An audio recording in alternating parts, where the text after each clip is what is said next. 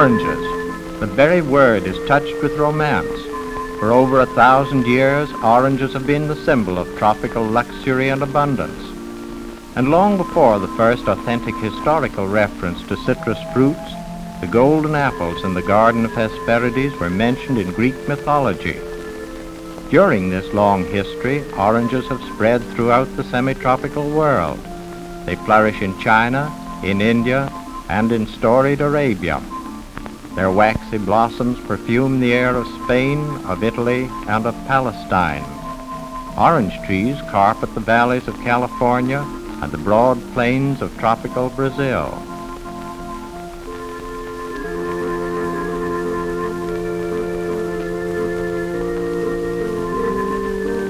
But in all the world there is no more favored region for the production of citrus fruits than the peninsula of Florida.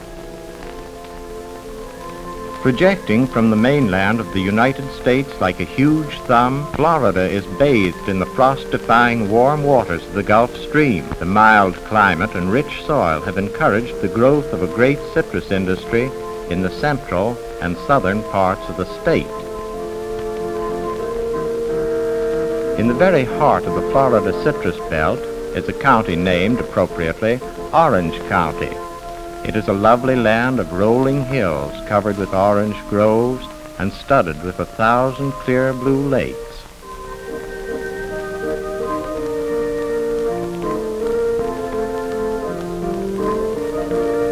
Here in the quiet little village of Dr. Phillips, men are doing today what Columbus first did in the New World 450 years ago, planting the seeds of oranges and carefully nursing the tiny trees to vigorous growth. But today's orange grower has learned a trick or two since Columbus's time. He plants the seeds of hardy, fast-growing but inedible varieties, and then, by grafting, persuades these robust roots to yield sweet oranges. This 2-year-old sour orange seedling would, if left alone, produce a fruit with the flavor of quinine and vinegar. But by a neat bit of tree surgery, a bud from the sweet orange tree is inserted in the bark of the trunk.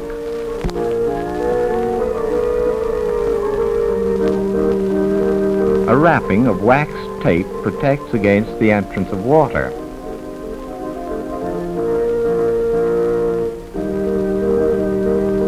Soon the bud swells into a sprout, which grows vigorously. The top of the original sour orange tree is cut off, and from the sweet orange sprout grows a complete new top, which will in due time produce a fruit like the tree from which the bud was taken. The budded rootstock grows in the nursery for 2 more years. Then it is ready to be set in its permanent location in the grove. The top is cut off to compensate for the damage done to the roots in transplanting. A new top soon grows from buds on the trunk.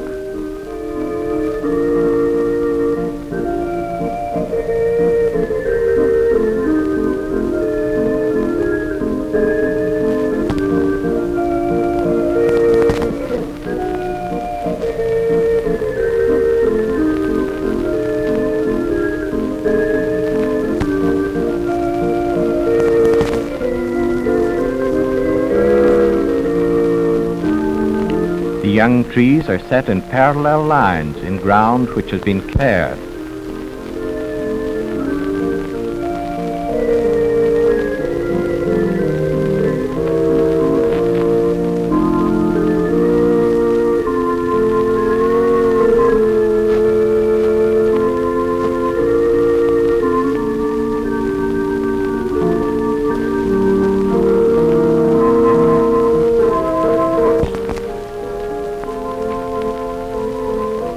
During this period and throughout the remainder of its long life, the grove must be heavily fertilized at frequent intervals.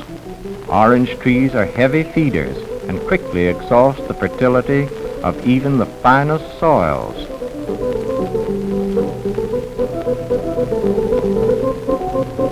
Cultivation is needed to mix the plant food with the soil. This breaks up and hastens the decay of vegetation, which is encouraged between the rows at certain seasons to provide humus.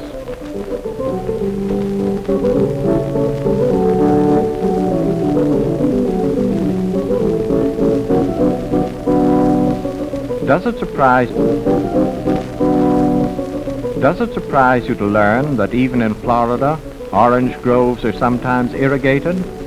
Florida's annual rainfall is heavy, but sometimes there are periods of drought.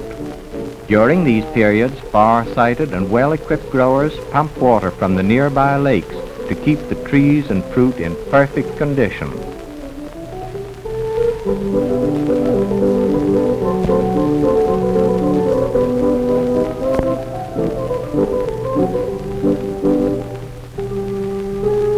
And now from such peaceful scenes we turn to one of battle, for the orange grower is eternally at war against man's most numerous and persistent enemies, insects and fungus diseases. The smooth, bright oranges, which your grocer so proudly displays, are produced only at the price of constant vigilance. When the enemy appears, the alert grower leaps to the attack with a deadly barrage of spray and dust. The reward for all of this painstaking care comes when the fruit is ripe and ready for the market. And this brings up an important question. How does a grower who produces over 100 million oranges every year determine just when each orange in that golden flood has reached the peak of its goodness? Here's how.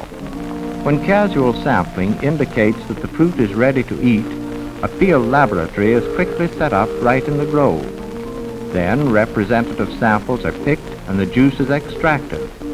Not only must the quantity of juice exceed a legal minimum, but the amount of sugar and acid must be accurately determined.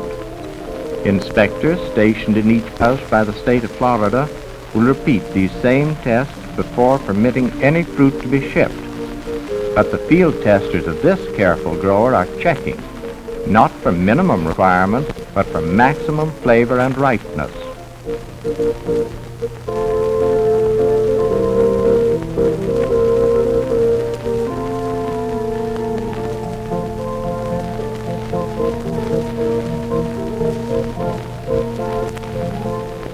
Now the workers swarm through the grove to harvest the golden fruit.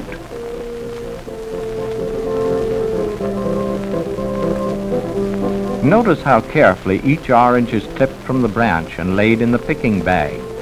The greatest care must be exercised when handling the fruit, for the pickers know that a bruised orange is subject to quick decay.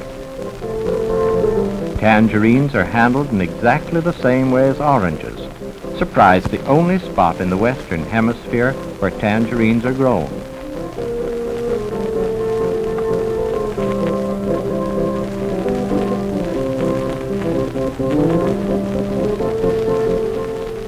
The freshly picked fruit is deposited into field boxes, which are loaded on motor trucks and hurried to the nearby house.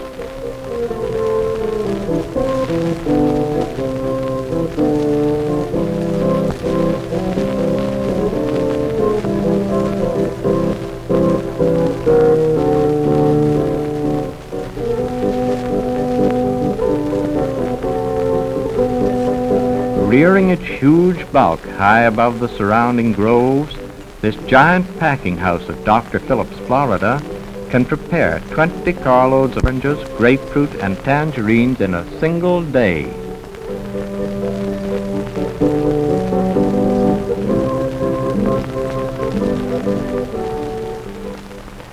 Never guess that the oranges you buy from your grocer have been given a thorough but sure their arrival in your kitchen in perfect condition.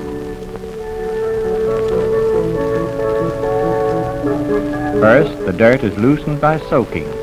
Then the oranges are scrubbed with rotary brushes in foamy suds. After this brisk cleansing, they are spotless and shining, but often quite pale in color, even when thoroughly ripe. Florida orange growers were handicapped for years by the fact that their fruit did not have the deep orange shade needed to make its eye appeal equal its taste appeal. Then someone made the happy discovery that pouring harmless coloring solution over the fruit would do the trick. Of course, you know that almost all butter is colored. In fact, the coloring matter in a single pound of butter is enough to color the peel of a whole.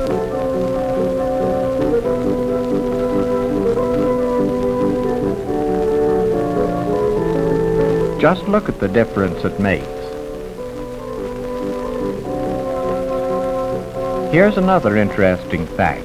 A green orange just won't take the color. Even after its beauty bath, a green orange is still green, so you need never fear that coloring oranges will cause you to mistake an unripe orange for a ripe one. After this cosmetic treatment, the fruit is sprayed with a fine mist of wax to prevent excessive evaporation and shrinkage on its way to you. Then a brisk polishing, and the now glowing oranges scurry along to the grading belt where expert graders separate the perfect ones from those bearing blemishes.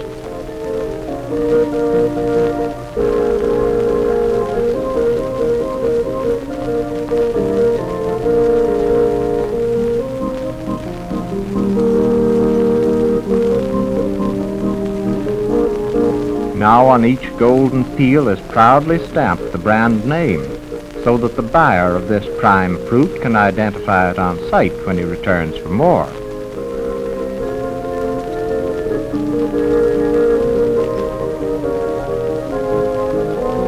Separation into uniform sizes is mechanically accomplished in a jiffy. Each size pops into a separate bin for convenience and speed in packing.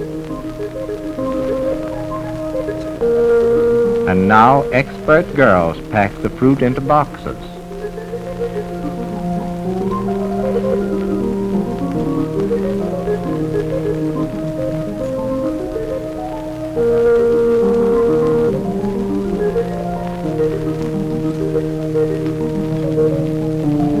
Scarcely is each box filled before it is fastened securely and then trucked to the waiting railroad cars.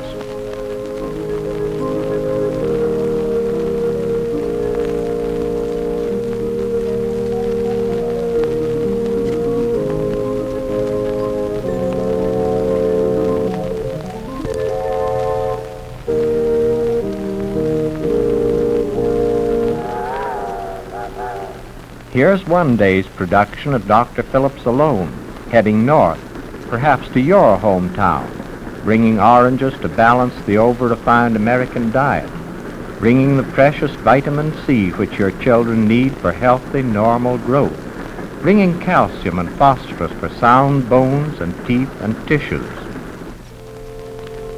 Grandfather can remember when oranges were a rare and special treat. Today, oranges are among the cheapest and most abundant of foods.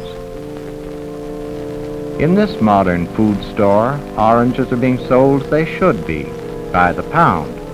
Then there is no guessing as to how much orange juice your dollar will buy, for you can depend upon it. 10 pounds of Florida oranges will give you more than 2 quarts of pure juice.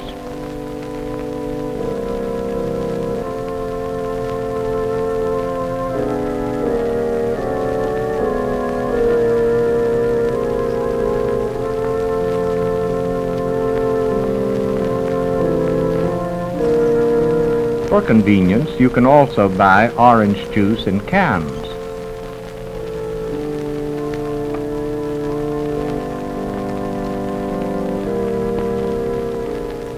Now let us visit Orlando and see just how the canning is done.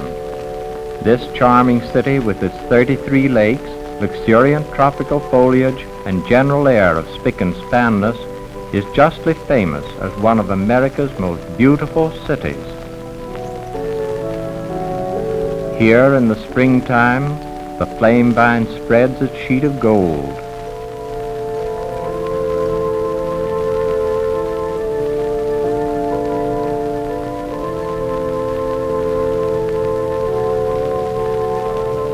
From one end of the city to the other, azaleas stage a riotous display of color.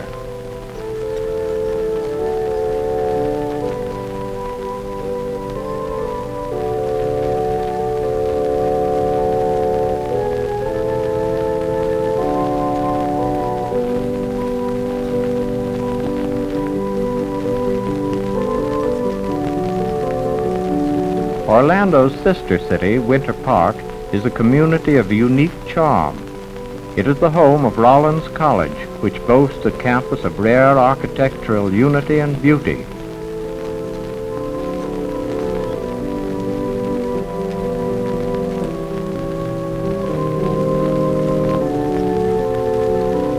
On the boundary between Orlando and Winter Park are the Mead Botanical Gardens, a natural wonderland of tropical vegetation. Here, exotic orchids hold court in regal splendor.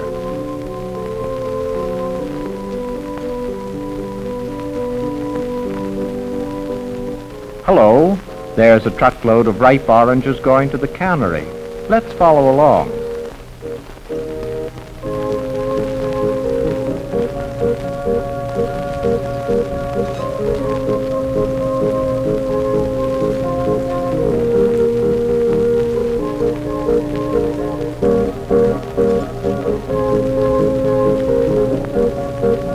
Unloading is quickly accomplished. In fact, every operation in the canning of citrus fruit is done with such speed that only a few hours elapse from the time that the ripe fruit is picked from the tree until it is sealed, precious vitamins and all, in sterilized tins.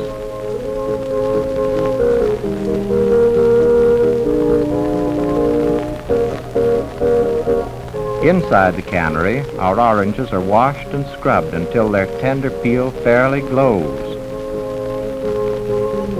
Then the immaculate fruit is halved by automatic machines which gently extract the juice.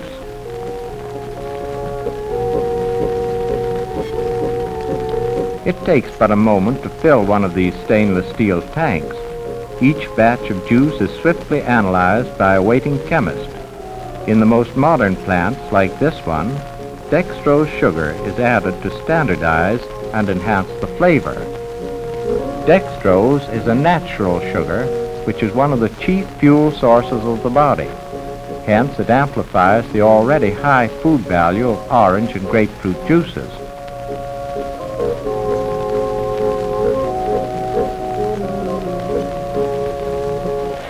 Now, after a flash pasteurization, the juice is hurried into waiting battalions of bright, sterilized cans. With machine gun speed and precision, the cans are sealed at the rate of 10,000 an hour.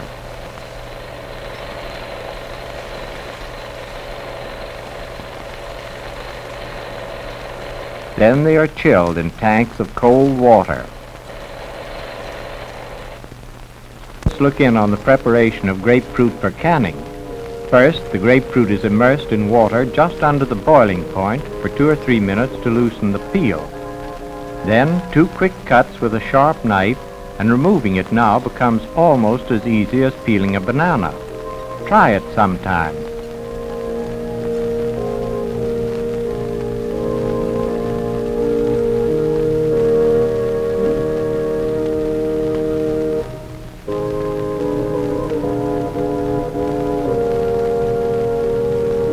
The peeled fruit moves to the sectionizing tables in stainless steel baskets.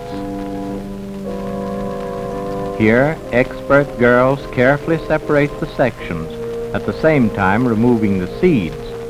Every square inch of this stainless steel equipment is sterilized with live steam at frequent intervals throughout the day. Grapefruit for canning must be of appropriate size and of just the right degree of ripeness. Only the variety which contains seeds is of the proper quality to produce the plump, firm sections which distinguish Florida canned grapefruit.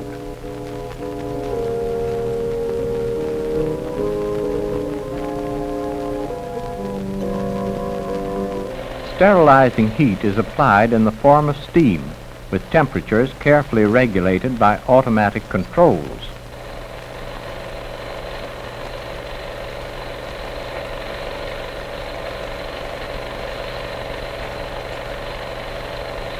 After sterilizing, a quick and thorough chilling is as important for the sections as for the orange juice.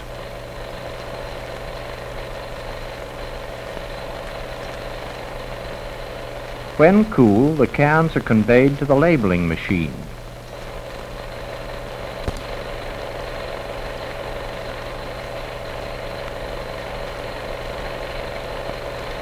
This is a simple but fascinating little gadget which attaches the labels as fast as the cans are able to scamper through it.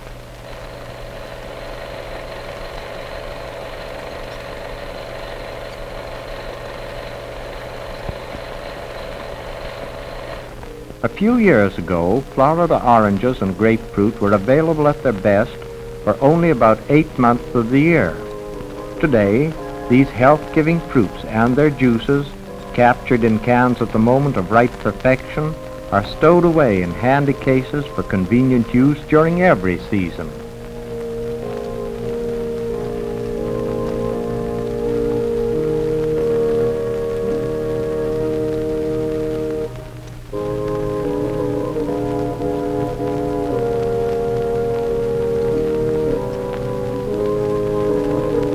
The cases are stacked in a great cool warehouse, awaiting shipment to lovers of citrus fruits from Cape Cod to San Francisco Bay.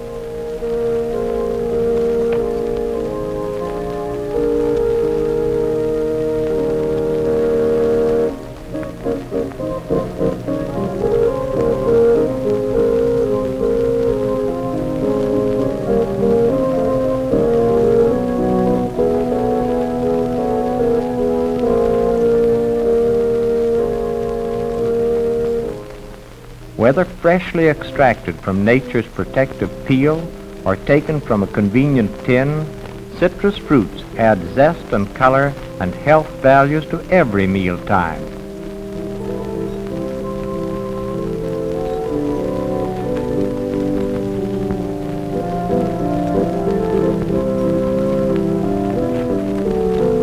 It's so easy to tempt the family appetite with tangy citrus combinations. Use them for appetizers and cocktails, for fruit cups and fruit salads, for orange pies and puddings, for citrus punches and sherbets. The number of eye and palate-tempting dishes is almost limitless. Best of all, these mouth-watering treats will make the whole meal taste better and digest better. There's no need to remind mothers that to modern young America, orange juice is almost as indispensable as milk. Orange juice for breakfast and before and after strenuous play provides children with refreshment and with a natural, quickly available source of the finest types of food energy, sugar.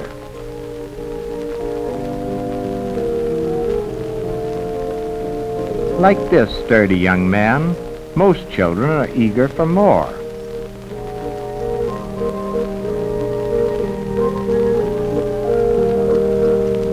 School children are particularly fond of tangerines because they are so easy to eat and easy to peel. Incidentally, of all citrus fruits, tangerines contain the highest percentage of calcium, the bone-building element.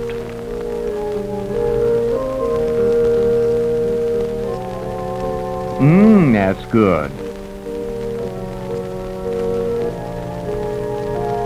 Only about half the weight of an orange is juice. What about the other half? Is that wasted?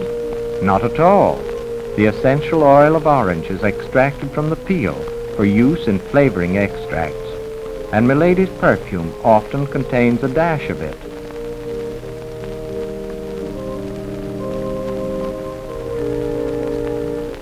After every product suitable for human use has been extracted from the orange, the remaining pulp, seeds, and peel are made into dried citrus pulp, a feed for dairy cattle. First, the pulp is finely divided and much of the moisture pressed out. Then it is dried in giant steam-heated cylinders.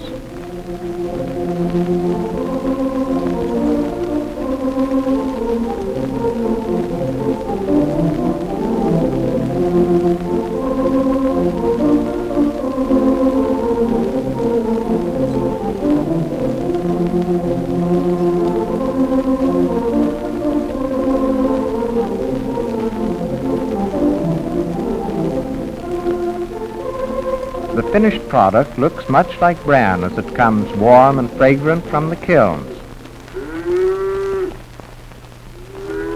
It's not surprising that cattle are very fond of it and thrive amazingly on it. Controlled tests have proved that feeding it produces more milk and butter fat than does the dairyman's old standby, dried beet pulp.